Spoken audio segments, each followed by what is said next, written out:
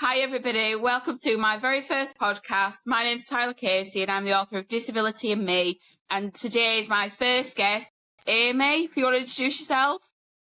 Hello everyone, hi Tyler, my name's Amy and I'm 54 and I'm from Surrey.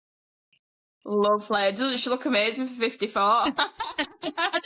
I'm so jealous. Oh my word. So Amy, if you don't mind, sharing with everybody first, what's your disability, just to get us started? Sure, so I've been diagnosed with generalised osteoarthritis and degenerative disc disease. They're my main two disabilities that have impacted my life and affected my mobility a lot over the last 15, 20 years, really. I've seen it kind of decline over that time. So I've gone from sort of, initial problems with walking to using crutches to mobility scooter. And now I'm pretty much full-time power chair user. Brilliant. Okay. Well, that's very good of you to say all of that.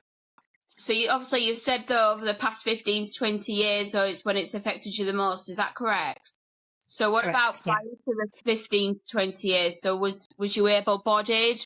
Yeah, so back in my sort of 20s and 30s, I did a lot of physical things. So I used to go running. I used to really enjoy that. Used to do a lot of walking. Used to do, go and enjoy things like bowling, ice skating. Those are the things that I can't do anymore, can't enjoy anymore. And if you've ever taken a power chair around the shops, you'll know how challenging that is. And so, yeah, there's a lot of things now that I can't do that I used to do. Yeah, I mean, I really do sympathise for you there, actually. I don't obviously know what it's like to have a physical mobility disability. Because your disability was a bit of a, am I correct in saying a progressive disability? Is that correct? That's correct. Yeah. From my perspective, I really do feel for you. I mean, I don't know what it's like to have that kind of progressive disability. I'm hard of hearing, I'm deaf in my right ear, and I found out at the age of 6 or 7. And that's still such a young age. So growing up from that young age, that was very much my normal for the majority of my life. So how did you cope with finding out then that you had this progressive disability, and you'd then, of course, have to adapt to that, really? I think that's the thing. It's just been a gradual deterioration and a gradual adaptation in my life. So it's not been kind of like go from walking one day to a power chair the next. It's been a gradual decline. So over the years, it's just been more apparent what I can and can't do. So, it's kind of like the more every year goes by, the more I realise, I can't do that now, I can't do that now, and I can't do that now. So it's like, it's a constant. Every year I see there's less and less that I can do, until, now I'm at the point I'm in the chair, and it's like, it's really kind of impacted me big time, massively, from where I used to be. But if I think back to how I was back then, in my 30s, and I used to go cycling a lot and running, and I think really in that short space of time I've lost a lot of what I used to do. Lost a lot of my mobility, and with my hands, I notice more so with my hands now than anything. I suppose because I'm in a power chair, I don't notice it so much with my legs. But now I'm noticing my hands, the physicality of I can't open bottles, I can't open things, I can't hold things. I'm constantly dropping things, which drives me bonkers. I'm constantly having to use a hand grabber to pick things up. And and the fatigue side of things, just getting more worn out with things, because as my conditions got worse over time, then, the fatigue also gets worse. So that impacts me a lot. So although I do what I do, which we'll talk about, I have to be aware that there is an impact for that. So, it's just, so it's just a gradual, because it's a gradual deterioration. That's why I'm noticing things. So and like this, more so this year, it's been a noticeable thing with my hands and holding things and doing things and becoming more aware of the pain that goes with that. Whereas I'm used to the back pain and the knee pain and the hip pain, and because I've had that for years now, you just live with that. Whereas now it's becoming more noticeable with my hands. That's terrible. I'm really, really sorry for you there, Amy. Before we get on to what it is that you do, Can I ask, just as like a personal thing, so how do you kind of adapt and just accept your life used to be like that one day and now you're having to now make adaptation? Forgive that's such a blunt question, but I'm asking just because with me kind of knowing all my life, really, like this is how I am, I feel really, really sorry for everybody who's gone half their life doing whatever they wanted to do, and then all of a sudden that choice has been taken away from you, and then you now have to live your life differently, and I immensely feel for you immensely. So how then do you cope with that mentally? I think it's a unique journey for everybody. I think for me, I've tried not to focus on my pain. I think if you focus on the pain, it's just too distracting. You'll just constantly focus, and that will be your focus. Whereas I try and focus my mind on other things. So, don't think about the pain. Focus on other things. Keep yourself busy when you're able. Keep yourself busy and keep your mind off it. That's my tips for dealing with pain. But yeah, I think because it's been progressive with me, I've just learnt to deal with it over time. So it just becomes part of my life. I'm used to it.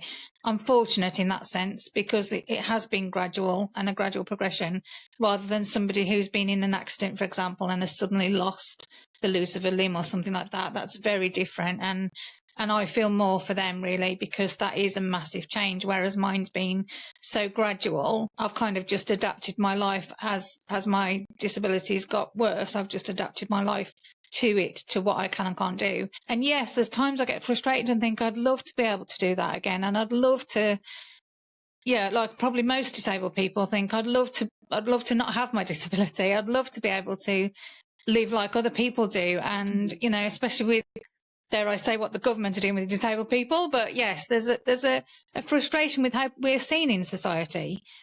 And, Absolutely. I'd love to give it back if I could, wouldn't we all? But, I'm fortunate that it's been gradual and I've just adapted my life to it. But you have to. It's kind of, you have no choice. You just have to. That's very true, is that, Amy? And I love that answer too. It's a brilliant answer, is that. What are people's misconceptions on how it affects you? What of people treatment you might face maybe in the workplace or in society, like as you said? Have you received any misconceptions? Oh gosh, all the time. Even from some of my friends, actually. They think because I'm quite a bubbly person and I'm quite jolly now, they just see this. They see this and think, oh, she's fine. She's just in a wheelchair. I often get people say, oh, why don't you go to work? Why don't you get a job? Why don't you?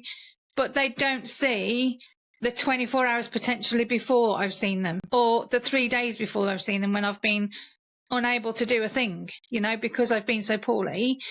Yeah. The other week I had something booked, the appointments that I have to cancel because I can't physically make it there. And the lovely things that I've had booked for months on end, and I've had to cancel last minute because I'm not able to go there because I'm in too much pain, or because I just feel really rough that day, or, they don't see that side of my life. They don't see the times when I'm literally, I can't move off the sofa all day because I'm just in that much pain.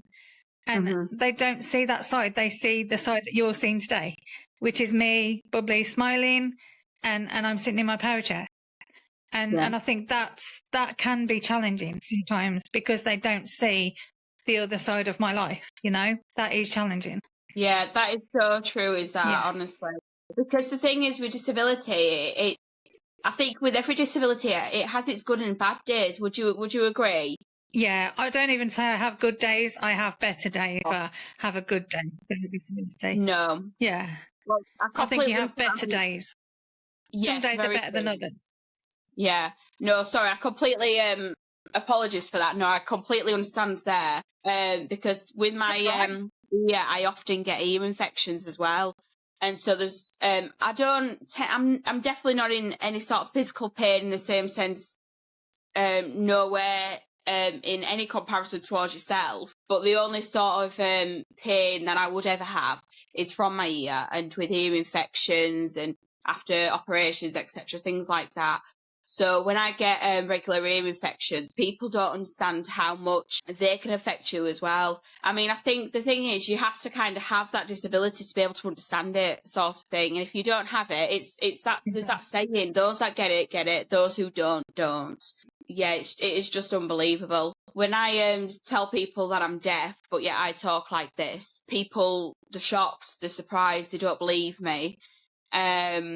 And then when I tell them that I've got ear infections and then it's affecting my balance and it's making me lose sleep, etc., causing me the pain that it causes me, again, they don't understand that. I also have a mastoid cavity as well in my right ear, so I've just always had a lot of problems. But again, for those who don't experience that, it's one of them things where they just don't get it. So it's very easy for people to play things down, because people try to relate themselves to your experience when they've not even experienced it themselves. So it's quite impossible for them to do that, but it never stops them, though, from doing it. So on a positive note then, what is it then that you currently do, though? Because based on the conversation, actually, you and I had the other day, I actually think there's a bit of a discredit really to you there, Amy, actually, because I think, you might not currently work or have a job, but you do something, though, very, very phenomenal. What is it that you do? So I'm learning to get my private pilot's license. That's just amazing, isn't it? Oh, honestly, I had a conversation actually with somebody. I picked my daughter up from Brownies the other night, and I actually had a conversation with somebody about you. And they was talking to me about my book and asking how it was going. And I told them, well, I'm going to start a podcast. And then we was talking. I says, and I've got this, I'm having a conversation with a lady in a few days. And I told him about what it is that you're doing. And I said, she's in a wheelchair and she's learning to fly a plane. And he was like, I didn't know things like that existed. I said, neither did I. I said, and it just makes me feel so, so excited. So sorry, Amy, tell us a bit more than all about it. Okay, so there is a charity which I didn't know about either. So they've been going for 30 years. It's their 30-year anniversary this year. And it's a charity called Airability. And they specifically help disabled people to fly.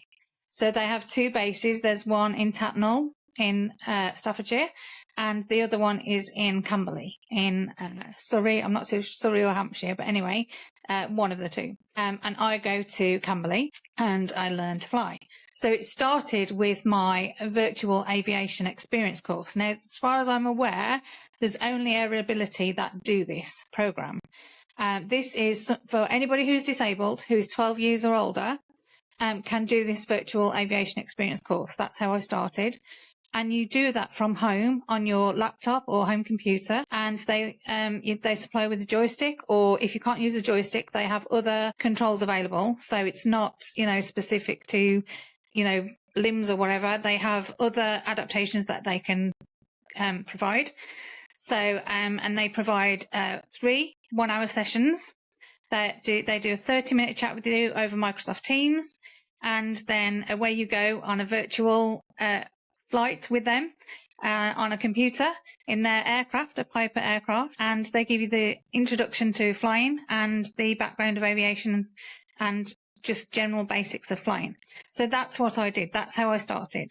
So I did that VAE course, which they're currently taking applications for now, by the way. So sign up, just go online and put in the application, and away you go. And they will come back to you. And if you need a laptop, when I started, I didn't even have a laptop or a joystick, and they came over and supplied me with both. So that's basically how I got into it. And then when I was doing that, so when you do that, there's no pressure at all when you're doing that course to go and fly. So just want to make that clear. When you do that, you can just do the 3 hours and that's it. But they said if you want to come and do an experience flight at our base, you're more than welcome. So after learning it and going through those 3 hours, I was like, I want more of this. This is really interesting. So I went and booked my experience flight a couple of months later, and away I went. So I did a 30-minute experience flight. And I equate that to being on a roller coaster. So, you get that same feelings of, this is terrifying. I feel really vulnerable. And it's scary, but it's totally exhilarating and exciting as well. So, Was you all like full of adrenaline? oh yeah, absolutely. And then, so they give you the controls in the air, so you do a turn as well. So I did a turn in the air in that first 30 minutes. I did a turn. And then when I got back down after 30 minutes, I was like, I want to go again. As soon as I landed, I knew I wanted to do my private pilot's license. Yes, definitely. So then I applied for a scholarship with them, and I was really pleased to be successful. And I got a scholarship with them. So I've completed my scholarship now, which was 5 hours. And I had a lesson yesterday, and I'm now on 9 hours of flying time. Wow. So yeah, it's going really well, and I'm really excited. So yes, That's I'm amazing. on my way. That is honestly amazing. So if you can't get a scholarship, then what else can you do? So you can self-fund, which obviously I'm doing at the moment. Yeah, you can self-fund, obviously. Some people So that's a self-fund. possibility, yeah. It's helpful because it's such an expensive thing to do. Obviously, I apply for scholarships. So whenever there's a scholarship coming up, I've got a scholarship application. I'm going to be filling in this afternoon for somewhere else. But yes, it's better to get a scholarship, because to get your private pilot's license, you need to do a minimum 45 hours flying time. You can just have an experience flight, a one-off experience flight. That's still available. But the best thing is check out their website and see, it's airability.com. So check out what's available. And but yes, I recommend, if you're intending to do your private pilot's license like I am, not everybody does. And not everybody that flies with Airability does. Some just go and have an experience flight and that's it. Some don't even do that. And some just go and fly occasionally, which is, all of it's possible. But I just wanted to get my private pilot's license. So that's why I'm pursuing it. And if you're going to pursue it, then obviously because of cost, it's best to get a scholarship if you can. Yeah, absolutely. That sounds brilliant, does that, honestly. And really, really well done to you. So once you've done, then it's 45 hours, isn't it, that you have to do? That's a minimum. Yeah. Oh, the minimum. Okay. So once that you've done your minimum and however many hours that you want to do after, what then do you want to do then once you fully qualify? Is the end goal that you will fully qualify? Is that what you wanted to do? So no, it used to be, but not anymore. So my goal is once I've got my private pilot's license and I've got that under my wing, then I'm going to look at trying to learn to fly a helicopter, because I'd really like to do that. And then my ultimate goal is to hopefully become an instructor for Airability, because I really feel passionate about, it would be great if, all my instructors are able-bodied. And I just think it would be so amazing to have somebody who is disabled teach a disabled person. Because we can relate to them so much better, right? So, exactly that. And being female, there's so few women in aviation generally anyway, and even less, I would think, in, disabled women. So I'm kind of like the force for championing disabled women in aviation. That's kind of my goal, is to be a representative for disabled women and say, look, you can do this. You can fly a plane and it is possible. That's kind of like, that's my aim, to be a champion for disabled women who are out there and think that this isn't for them, or, to be honest, my background isn't even in aviation. I had no interest in it whatsoever until March, April this year, when I found out about Airability. And that's it now. It's my life. It's just complete passion of mine. I've just been bitten by the bug, as they say. And now I want to tell everybody about it all the time. God bless you, Amy. That's amazing. I love it. I really, really love it. And you are so right, though. Everybody has the right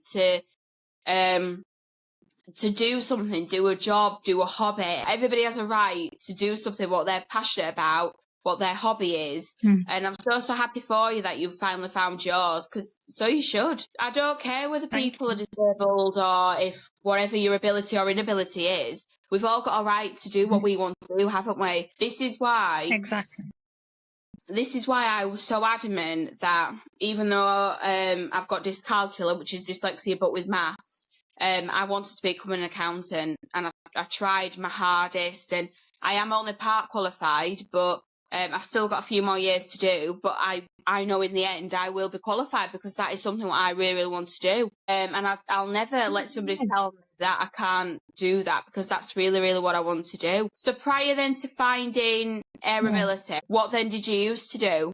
So my last job, before I got so sick that I couldn't actually do work anymore, my last job was in a funeral director's, of all things. Wow. So that was my last paid employment. Yeah. So I've always been in a kind of a caring role throughout my work life. That's always been what I've been kind of into. Nothing to do with aviation whatsoever. But yeah, as I said, I stumbled upon it, and that's it. So I'm really happy for you that that's your thing and you're really going for it and achieving it. I just think well done you, because like you say, when you've found something that you're passionate about, why shouldn't we do it? You know, people say to me, but you're on benefits. What are you doing flying a plane?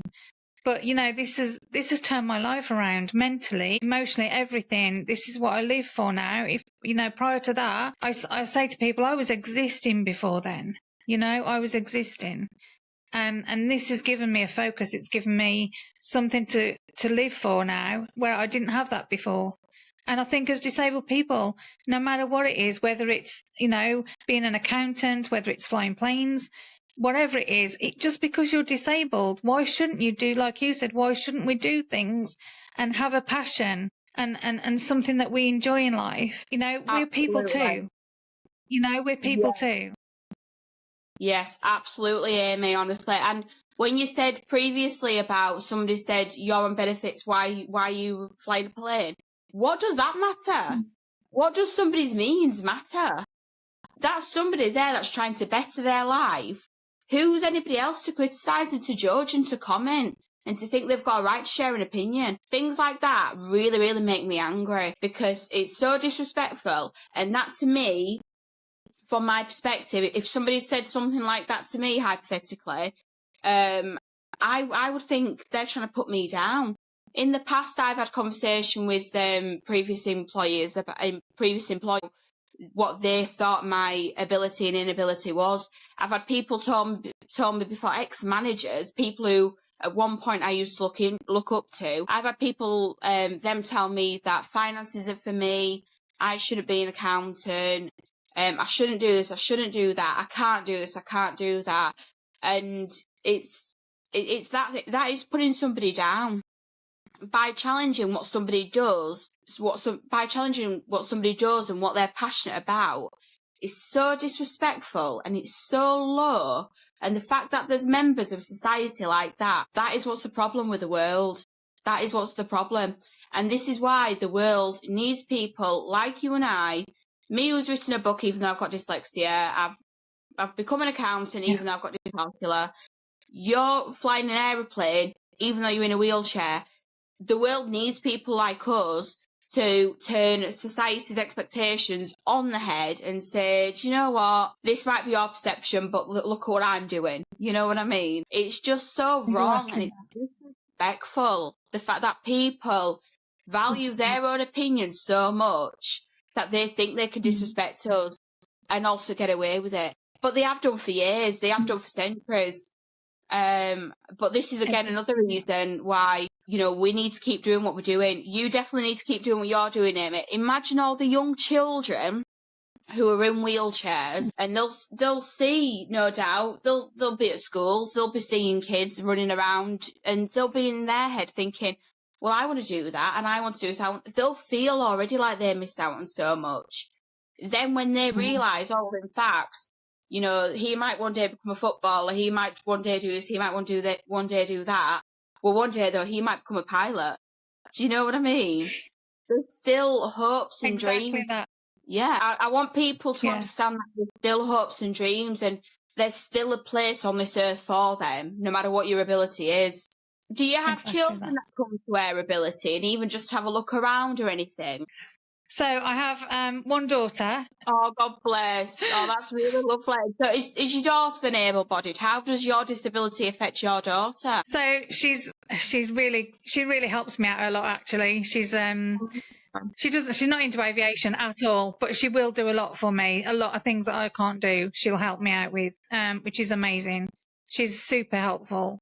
As is my mum. I'd be lost without my mum, lost without your mum's, eh? But yeah, my mum's amazing. But anyway, going back to Airability, yes, they get children involved. They do a young people's, if you check out their website, there's all sorts of things on there for young people.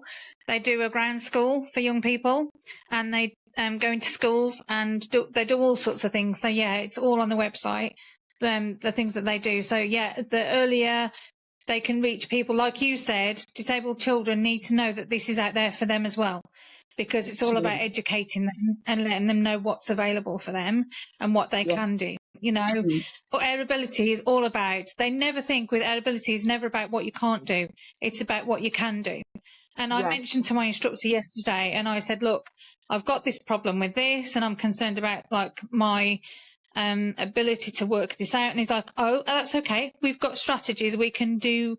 We can help you with that. We can do this and this and this. Honestly, they're amazing how they help you overcome things, and they will come up with whatever that needs to be done to help you achieve this and to do whatever you need to do. They're the best organisation because they have a can-do attitude. It's never about what you can't do with them. It's about what you can do, you know, and they will go out of their way to make it happen. They're just amazing. I can't say how brilliant they are. They are just incredible as an organisation, incredible. And I feel very privileged and honoured that I've come across them and that my life has changed because I've known them. Yeah.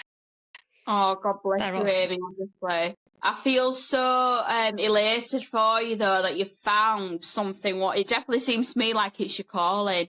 And more people in the world, they do need to know about this, and they also need to find their own calling as well. I'm just so happy for you, because everybody deserves that. They absolutely do. Absolutely. So if you base yourself back to like your younger self, or when you first started having the issues that you've now got so severely now, what would you have liked to have seen back then that you now know is available? Oh, Airability for one. Then know in advance what's available. Yeah, it's really tough, isn't it? Because nobody ever wants to think about your body deteriorating. And you know, nobody, when you're young, you never think it's going to happen to you. You never think you're going to be the one that's going to be in a power chair. So if I could go back to my younger self, I'd say enjoy your life more. Do what you can while you can. You know, go travel, go do all the things, experience everything you can while you're physically able to do that. That's what I'd tell my younger self. I would be like, go and do all the things you want to do physically while you can do it. That's what I tell my younger self. Yeah. Brilliant advice, that is, Amy. That is really, really good. How would you support, or what advice would you give somebody like yourself who might be younger with all the life ahead of them? Oh, golly. What advice would I give somebody? Find your passion. I think, you know, for me, it's been aviation. I knew nothing about it before this year. Find your passion. Find whatever it is that is just going to give you that buzz to get up in the morning. That's going to give you that reason to live and enjoy life.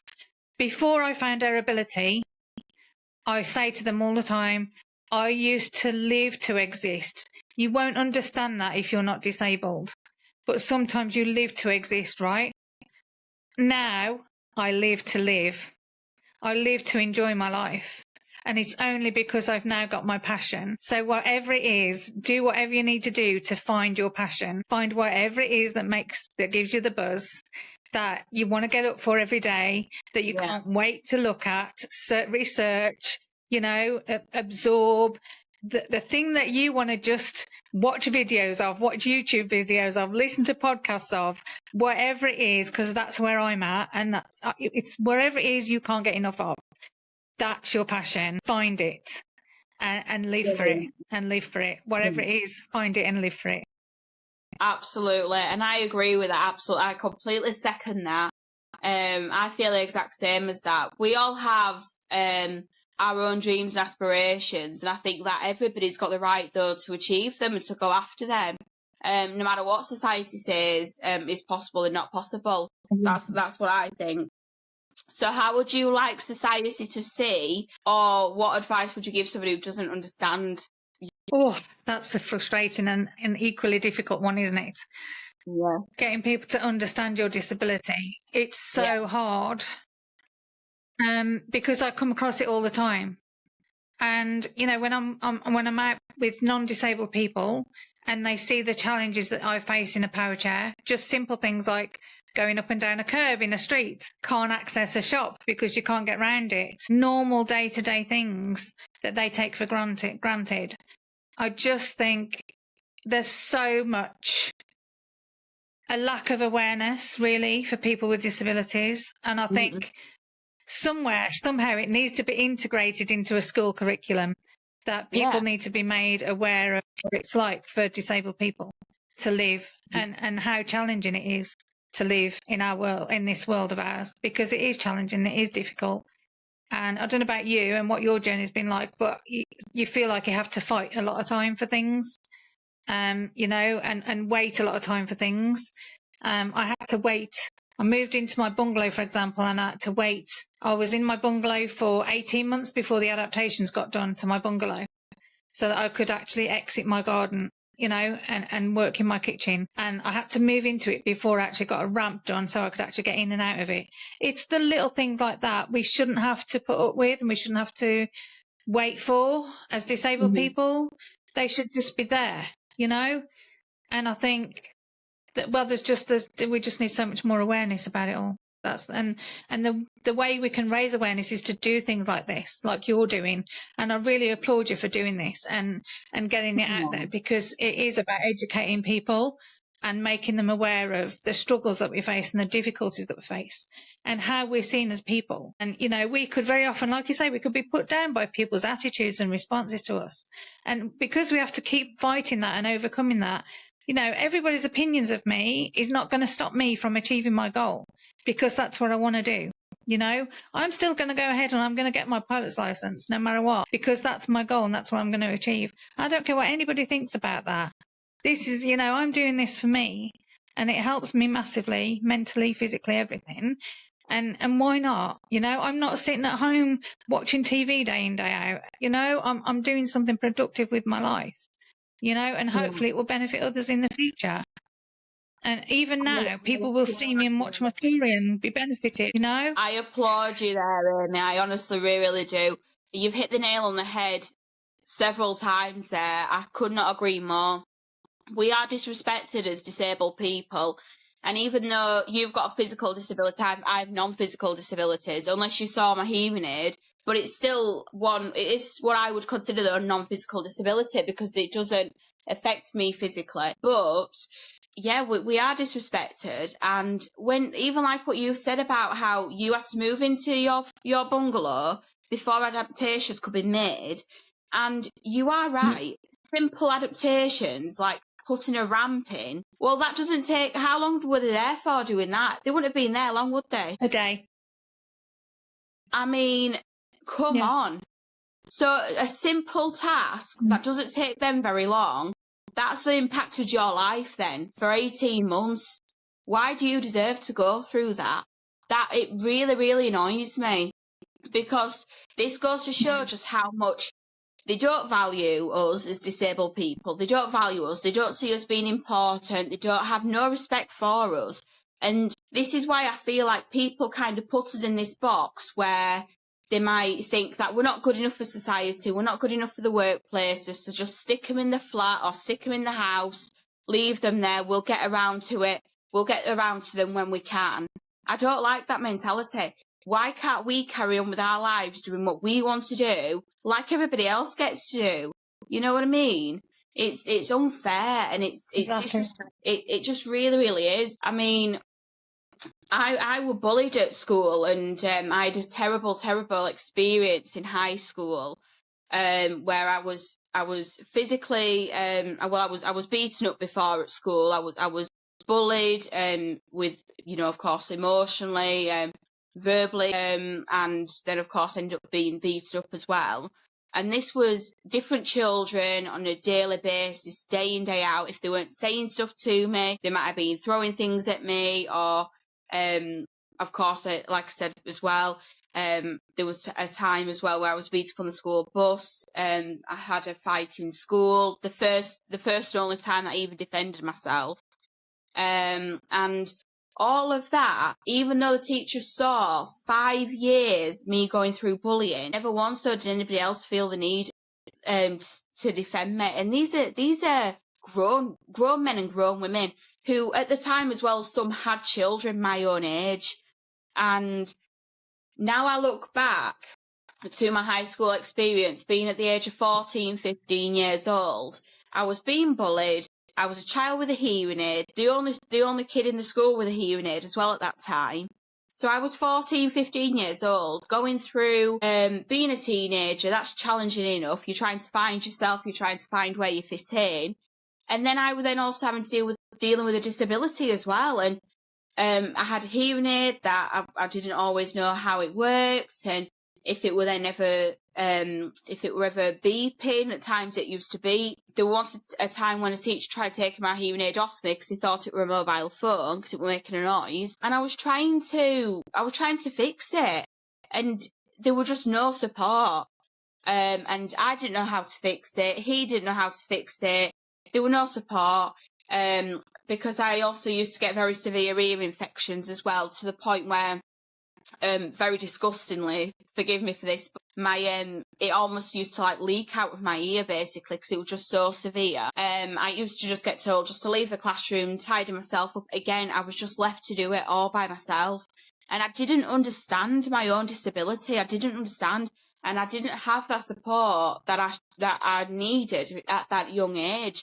And I didn't even realise to the extent of how much that affected me until a few weeks ago when I went to the Deaf Village over in Blackburn. It's about an hour away from me. And I went there, I spent a day there, and I left feeling very, very overwhelmed with emotion because I finally found a place where I felt like everyone there, they understood me. They just got it. And I've never in my life felt so like, oh my word, you're like me. And I was just amazed. I met somebody who's got the same hearing aid as me, a Baha hearing aid, which is one of the most rarer hearing aids. I finally felt like I was somewhere where I should have been. And I've ever experienced that before. I feel from my perspective, I've had to fight for my right to be in a mainstream school. I've had to fight for my right to be in the workplace. I've had to fight for my right to be everywhere. And actually, it should have been my right. I should have never have had to fight because I am a human being and I deserve it just as much as everybody else deserves it. But they don't think we do. Society doesn't think we do. And I know that there will be children that are younger than me as well that feel exactly how I used to feel when I was their age. And I want them to, even if it's not me and it's somebody else, but I want them to look up to somebody who once was like them and who's gone on to do amazing things because they didn't let society get in their way, basically. And that's the whole reason why I wrote the book, why I'm doing these podcasts, because I know that my experiences aren't just my experiences, they're other people's, and I'm still going to do what I want to do anyway. And I think it should be shouted from the rooftops, the things you're doing, the things I'm doing, because more people are like us and more people need to know that they can do these things, don't they? Exactly. And I'm really sorry you went through that. It sounds like a really difficult time for you, but really glad also that you found a community of people that that you could relate to, because that's really important as well. So yeah, I'm really sad you went through that, but glad that you found people you can relate to, because that's really important. And I really wish you all the best with this podcast, because it is so vital for, just to educate people, and also for other people out there to know that before I found Airability, I told you I just was in such a bad place with my disability and feeling I'm living in pain every day. I'm struggling with pain every day. Is this it? Is this my life now that I'm existing? I'm not living for anything. I'm just going through the motions of the day, and I'm getting up, getting through the day and going to bed. And I just felt that was what my life was like. There was nothing for me other than this constant pain. And because of my past and what I've been through, there was a lot of emotional pain there. And I just reached a point of, is this it? Is this what life is? And then I found Airability, and it's just completely turned my life around. And that's what I mean about people need to find their passion and find something that makes them live and enjoy living, because it's taken me 54 years and I'm just starting to enjoy my life now for the first time in 54 years. I can honestly say I'm enjoying living. And that's a long time to say that in life. Don't leave it 54 years for anybody. Don't leave it 54 years before you enjoy your life. Life's too short, so find it now. Find it now. Love that, Amy. I love that advice. Absolutely. Yes, absolutely. The thing is, I always think about life is short. And so we should do what we want to do. We should do what makes us happy. Yeah. Just the one final question then. What do you want to see then for the future of disabilities? Oh gosh, I've got a list as long as your arm. I'd like to see equal access to everywhere. I'd like to see bigger disabled parking bays for people who have wheelchair accessible vehicles. I'd like to see more access to aviation for disabled people, more places for, there's only 2 airfields where people can learn to fly, disabled people can learn to fly, with their ability. Why are there only 2? Why haven't we? Look how many airports there are across the country. Why is there only 2 for disabled people? That's just on the start. Why is there only 2, right? So, that's a classic example. That's not enough for the country. Yeah. There's going to be people, all over the country that maybe want to fly and can't reach these 2 bases. That's why I mentioned VAE, because they can at least do that from home. And that can happen wherever they are in the country. They can do that from home, but yeah, where's that equal access to everything? There's so much that we don't have equal access to. I live in a town where 50% of the shops I can't even access. Because there's steps. There's no ramp, there's steps. I can't access. I have to go 8 miles out of where I live to shop if I want to go shopping, because that's the only place that's all on one level that I can actually go flat around the shops. That's not acceptable, is it? It's not acceptable. No. So, it needs to be looked at. There's so much that needs to be done for disabled people to make sure we are equal in society. I could be here all day. I agree with you again. Absolutely. Ultimately, though, the point is still, it's not fair. It's not a fair ratio between accessibility and inaccessibility, is it? So for those who have disabilities and those who don't, there's just not a fair ratio. And so, like you've said, there's an airport 4 miles away from where you live, but yet you then have to travel an hour extra just so you can fly a plane because you're disabled. Why can't you fly an aeroplane at your most local airport? Why? And it just goes to show, though, the accessibility of the world and of the country right now. It needs to be more accessible, and we need to mix our communities with society, and society needs to accept us. That's it, don't they? Yeah, exactly. They absolutely needs to be as well more accessibility into shops as well. It's just unbelievable, the fact that you can't go to your local shop, your corner shop, something because of a step or whatever else. It's unbelievable. It just honestly is. I'm really grateful and honoured to be your first guest. So thank you so much for having me. And I really do wish you all the best in every success. Oh, thank you. And all the best to you as well, though, for your flying as well. How amazing. Oh, I'm so excited. I really, really am. Thank you so much. And look forward to seeing lots more of your podcasts and hearing them. It'd be great. All the best. Thank you so much. Thank you so much, Amy. I'll see you later. Take care. Bye.